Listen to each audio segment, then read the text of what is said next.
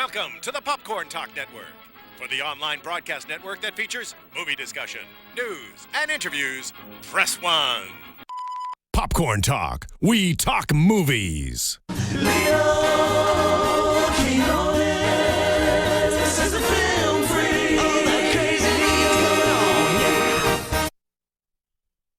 Of movies. That's why you're here. America's longest-running movie talk show, the Film Freak Movie Interview. Leo Quinones with you, hanging out in this amazing treehouse called the Popcorn Talk Network. Maria Menounos, Kevin Undergaro have put together a network of so many amazing shows. If you love movies, you can watch all day long. This is what we do. And if you like to be scared, this is the show for you. I mean, when the first trailers came out for a film called Unfriended, it really kind of broke the internet. Sorry, Kim Kardashian. Something people actually wanted to see. Anyways, it's coming out now. I've had a chance to see it, and instead of just me rambling on ad nauseum, who wants to hear that? No. There's a pivotal character in the film. I'm sure you've heard of her by now, Laura Barnes. There's a story there. There's a lot, and we're gonna uncover. We're gonna go 6 feet down. We're gonna dig this up, and we're gonna find out everything that's going on with Unfriended. And to do that, well, we're lucky to have the actress who brought life to the dead Laura Barnes. Please welcome to the Film Freak Movie Interview, the one and only Heather Sossaman. Heather, thank you so much for being on the Film Freak Movie Interview. Thanks for having me. I'm really excited. I know, right? It's exciting to just talk movies. Now, you know, I love scary movies, but I need to know when you guys are doing something like this, Unfriended, do you ever get nightmares from like what you just did on set like 2 hours ago? I do. Yeah. Well, Does it happen? Yeah. I hate scary movies. I love scary movies, but I hate them because they terrify me. Okay. So while you're doing it, not necessarily, but like, the power went out in my whole block the other night, and I was like, it's Laura. Like, she's pissed. Oh, like, wait a minute. So this is going to be like a recurring thing now. No, yeah. Like, I actually get really scared, or I'll be like home alone and I start thinking about the movie, and I'm like, ugh.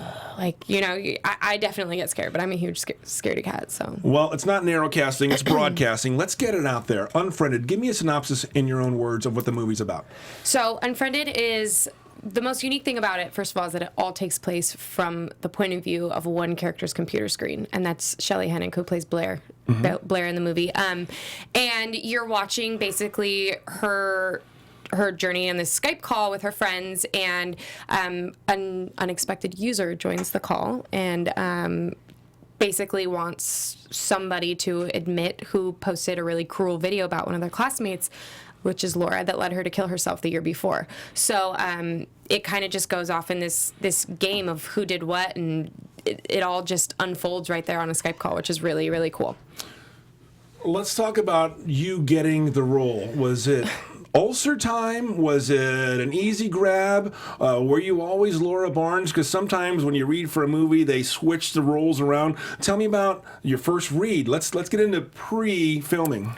Well, ironically, I didn't audition for this traditionally. There was a great casting director who cast the other roles, John, but I didn't audition. They were already actually well into filming, and I had a Skype call with Nelson, who's the writer, and so I kind of auditioned right there over Skype. We did a little bit of like ad-libbing, and he talked to me for a minute and just kind of like went off of a vibe, and I got hired right there on Skype, and then I showed up to set a couple days later, and wow, that was that. So it was a really, really unconventional casting for me, which is kind of fitting for the film because it's very unconventional as well. Backing up a bit, what scary movies have you been in?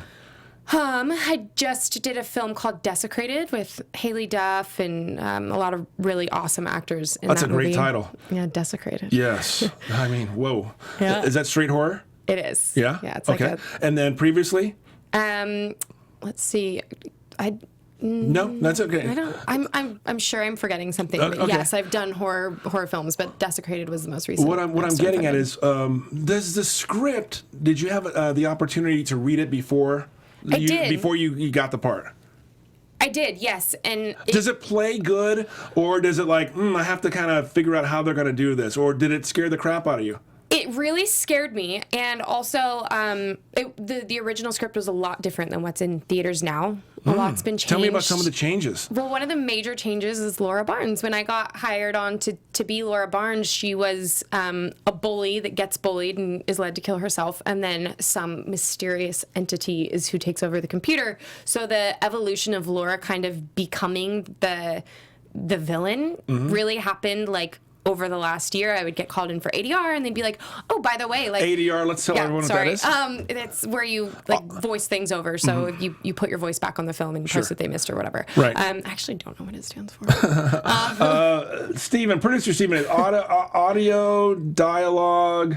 I've never asked. Oh, I should know that. I mean, okay. Yeah. Well, every time I would go in for it, basically, they would be...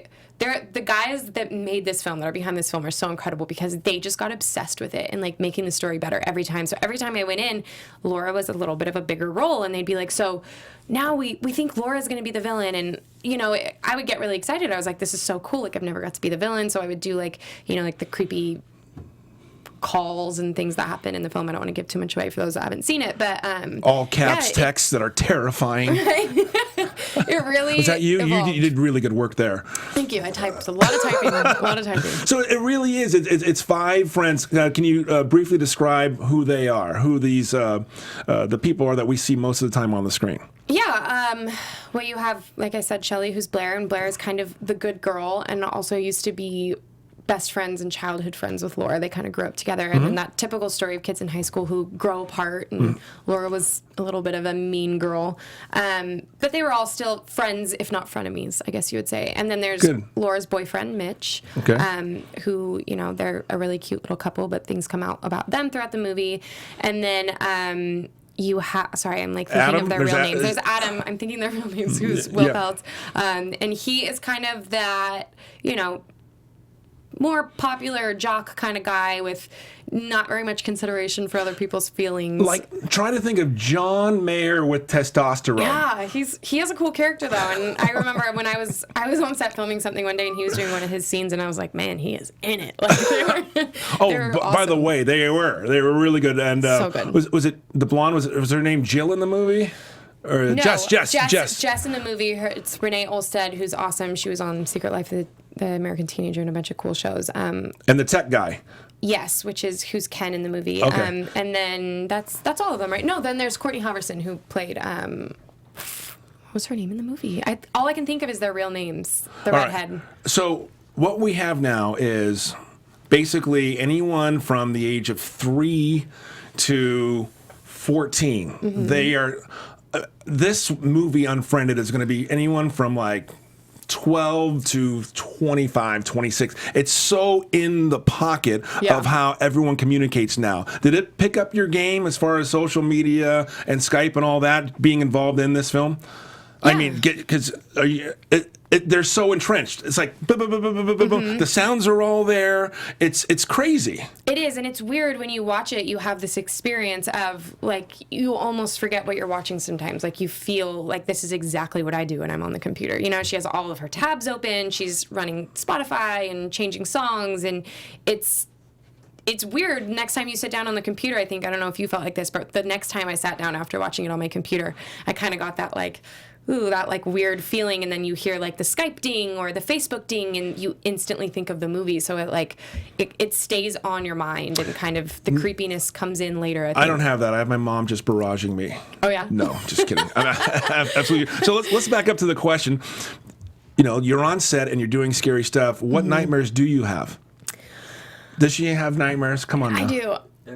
Every night? Yeah, I do. It creeps into your psyche, huh? It really does, and especially with Laura, because she does commit suicide in the film. You know, it is a horror movie, but I took that seriously, and there was a million different ways that we explored that, I think, throughout the year. But the first way was my original death was by hanging myself.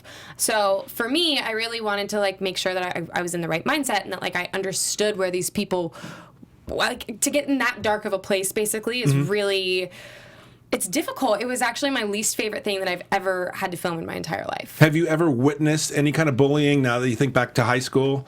Which was normal behavior, that would seem like normal behavior?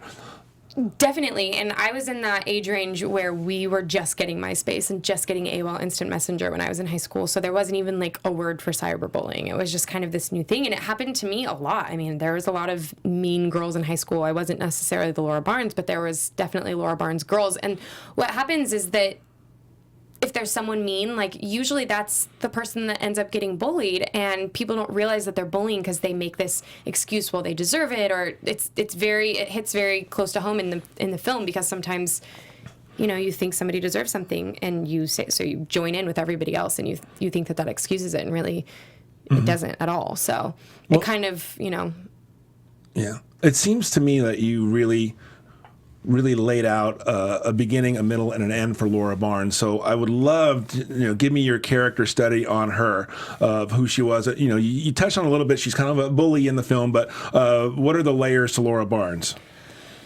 Well, I don't even think that Laura necessarily would consider herself a bully. I think that it's kind of like that Mean Girls attitude. She was popular. She could get whatever she wanted, and she treated people that way. So, she wasn't very nice. And I think that, you see a lot of the parts in the film where she goes through a little bit of, at first, not caring what everybody thinks and trying to blow it off. And then obviously we don't see exactly how, but it heightened and things got a lot worse for her. And then you see her kind of being nice to people and asking them, please take it down. Like, I'm sorry about the things that I said about you. So you see that, like, she goes through, like, her toughness, like, gets broken through this bullying that went on, which is a year prior to when the film is going on. So, I think that she was a bully, a little bit of a tough girl, tried not to care what anybody thought. And, ultimately for somebody to be in such a dark place to commit suicide, you have to wonder, like, how much of her toughness and meanness was ever real.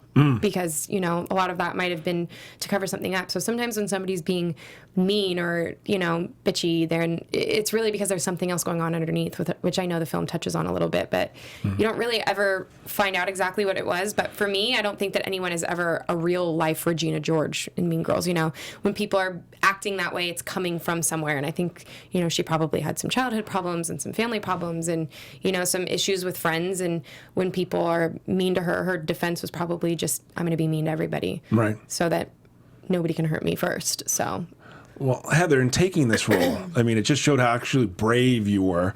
And if I don't know if I was a Universal Pictures marketing person, I would say, well, let's take these little clips of Laura Barnes at her most vulnerable point, and let's unleash them for real on YouTube. Are they out there, or are they just in the movie? Because the YouTube clips of Laura drunk are really vulnerable, and yet you're really brave to do those. Yeah, I don't know if they're out there. They may be. We should check. We should get. Yeah. Well, let's get some. Anyways, I think I would know, but I don't know if they're like on YouTube or something. But without giving too much away, let's talk about some of the videos that caused Laura Barnes to go into that downward spiral. Well, she was a drinker. She was a drinker, and, nobody wants to see a video of themselves drunk. Let's just say that. We all wake up in the morning and we're like, oh, what did I do? You don't want to see a video of it. So to see a video of it is already going to break your confidence a little bit. But then what actually comes out in the end of the video is something that I don't know if it's really hard to recover from, especially for a girl like Laura, who obviously relied on her looks and her popularity. So what the video actually ends up uncovering and what people start calling her and saying, it's hard to hold your head high in that situation. It definitely is. And, it's... Talk about making those viral YouTube videos of Laura Barnes. What were those nights like? How do you pretend to be drunk? How do you do that? I don't... You just... Well, you just do, I guess. The thing that was difficult about it for me is that, unlike the rest of the cast, most of my filming days were isolated. I wasn't always with them. Sure. And that night was the one night that I was with the entire cast. So Nelson kind of just said, like, all right, we all have cameras. He gave a bunch of them cameras to follow me around, and he said, I want you to basically just rip everyone apart. Like, I want you to go up to Shelley and call her the meanest thing you can think about her. Like, go up to Ken and call him fat, or say something like things that you don't want to say to people that you just met, especially other actors that you admire and respect, and you know, some of the things that they've done. And I'm like, really? I literally just met them 5 minutes ago. And like, you lit them up. Oh yeah. I mean, bad. Like, he's like, I want you to unleash. Like, I want people to think Laura is evil. Like, All right. you know. So. All right. You're Laura Barnes. No, I'm not doing it again. I'm the tech guy. Okay, go ahead and fire up. I can't. It was so bad. Like, I had to just get in this place, like, just turn it all off and just be evil. And luckily, when we finally cut after like 15 minutes of improving this, you know, horrible girl, they all just started laughing. And, you know, at first, like, there was a little moment of silence, and they all looked at me like, dude, you are rude, you know? And then they all started laughing, and they're like, that was great. And I was like, I'm so sorry. Like, I'm sorry for all those things that I just said. And they're like, no, it was awesome. They're, you know, as an actor, you deal with all kinds of crazy, weird things, and you do kind of crazy, weird things. So, it is what it is, and they were all super professional about it, and we just made it fun. So. Have you had the opportunity to sit in a crowd kind of like this and everyone's watching your movie? Have you had that moment yet? I've watched it in a screening, but not an actual. And how was that? It was really cool. I mean, I had a lot of my friends and my family with me, so they laughed at certain points, and the part that I play is a little bit of a difficult role, and she does something extremely embarrassing. So, as a person, it's hard to be like, like, you know what I mean? But yeah, it's fun. I love it. I mean, I'm stoked. Yeah. What did the special effects department do to get you in that look? That Laura Barnes signature. That laying on your stomach in the field look. You know, what was in that concoction? A very special mixture of something that smelled minty.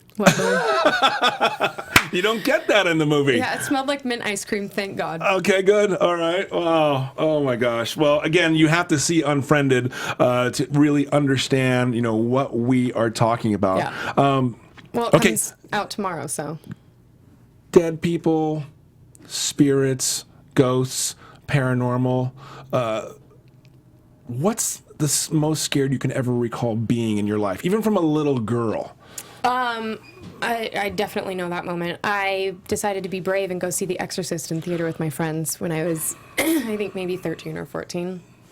Scariest movie I've ever seen in my life. I was terrified. I still am terrified. It, like, damaged me. I'm not kidding. I slept in my parents' bed. I was so scared. I'm still recovering from How old were you? I think I was like 13 or 14. I couldn't have been that old. I was in like middle school when it was. Yeah, Linda Blair was like 8 or 9 in that film, you know. Horrible. No.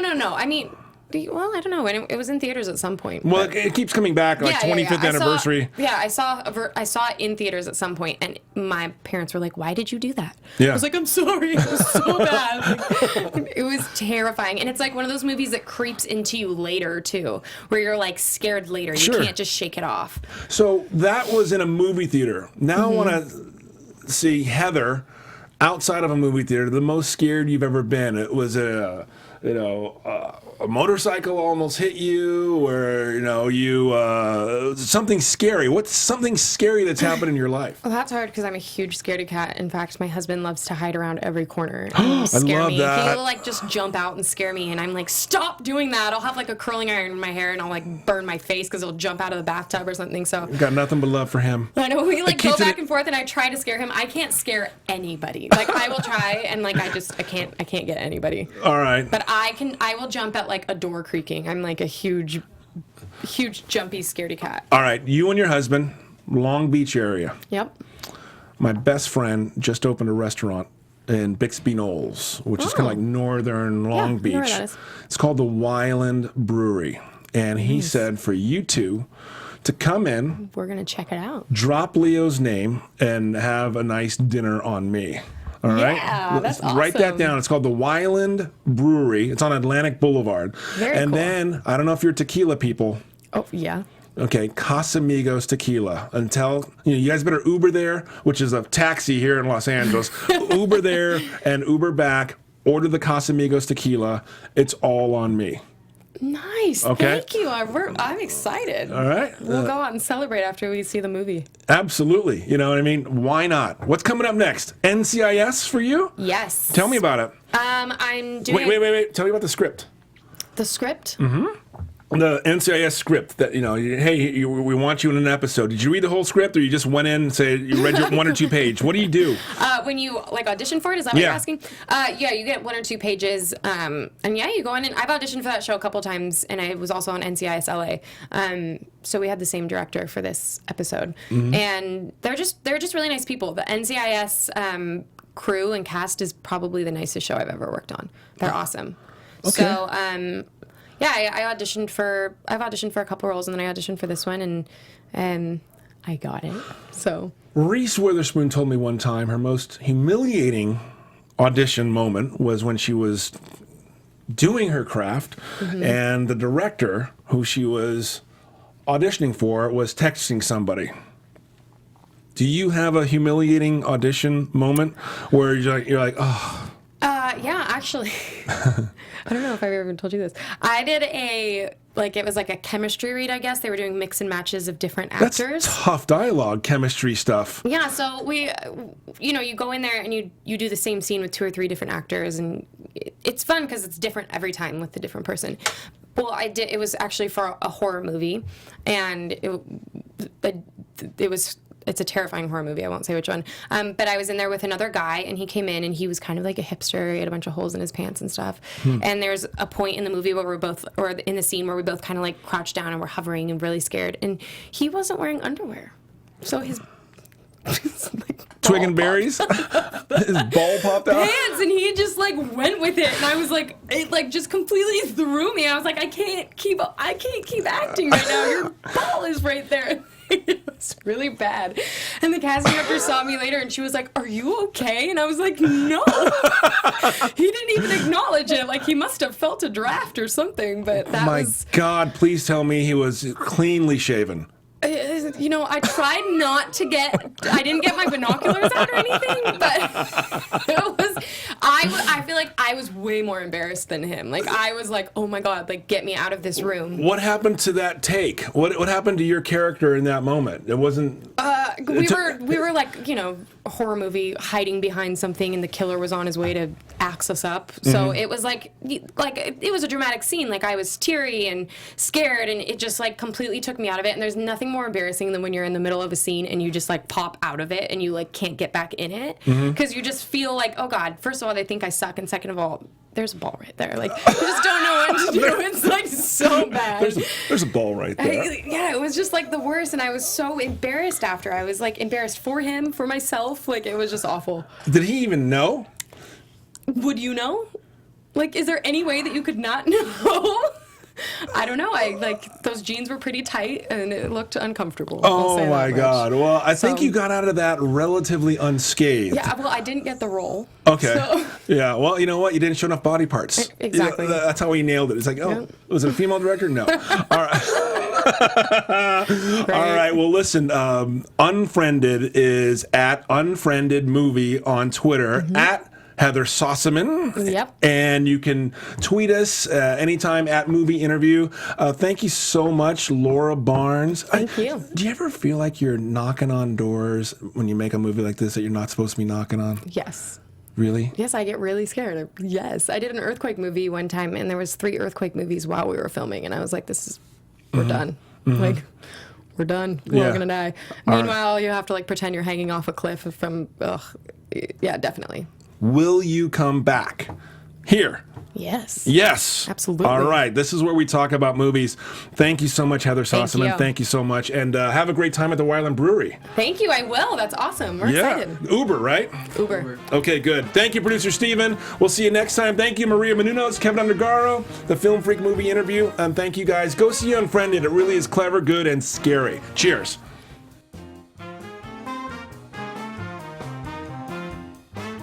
From producers Maria Menounos, Kevin Undergaro, Phil Svitek, and the entire Popcorn Talk Network, we would like to thank you for tuning in. For questions or comments, be sure to visit popcorntalk.com. I'm Sir Richard Wentworth, and this has been a presentation of the Popcorn Talk Network. The views expressed herein are those of the hosts only, and do not necessarily reflect the views of the Popcorn Talk Network or its owners or principals.